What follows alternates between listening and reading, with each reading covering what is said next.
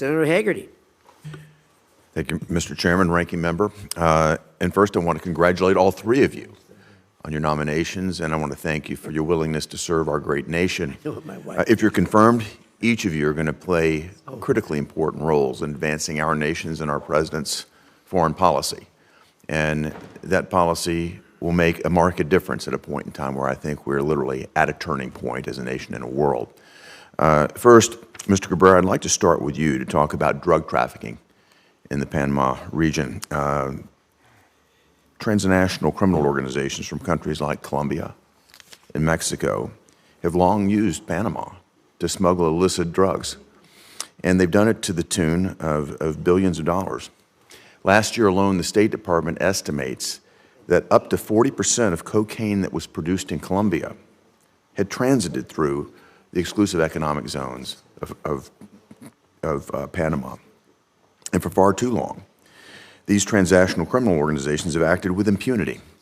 They've been able to make billions of profits, and they've done this, bringing these drugs into our own borders.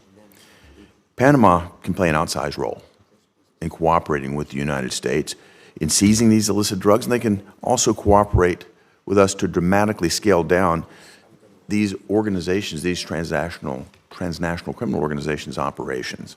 And if you're confirmed, Mr. Cabrera, do you commit to use all of the tools at your disposal to ensure that the Panamanian government continues to collaborate with the United States in taking strong actions against these criminal organizations and stopping the flow of illicit drugs into America?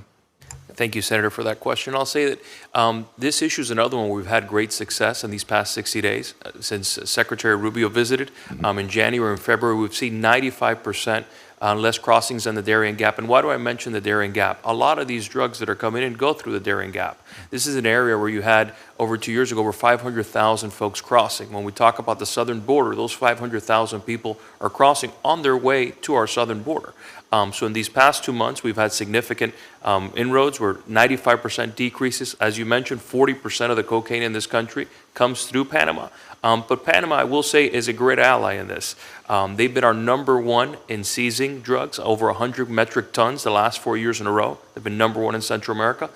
We've been a good ally in helping them get helicopters and boats and so on so they can compete with some of these traffickers. But again, there's always room for improvement, but they've been a great ally in this and look forward to continuing that and using all the tools that are at our disposal to continue to making sure that we stop as many metric tons of drugs coming through that border, through the Darien Gap. And again, it goes hand in hand with migration is what I would say. Kevin, I hope you're confirmed, and I want you to know that the resources of my office will be available to you once you are ambassador, to the extent we can help you at all, because this is a critical mission that we've got to deal with. Thank you, Senator. I look forward to working with you at your office if confirmed. Certainly, Governor.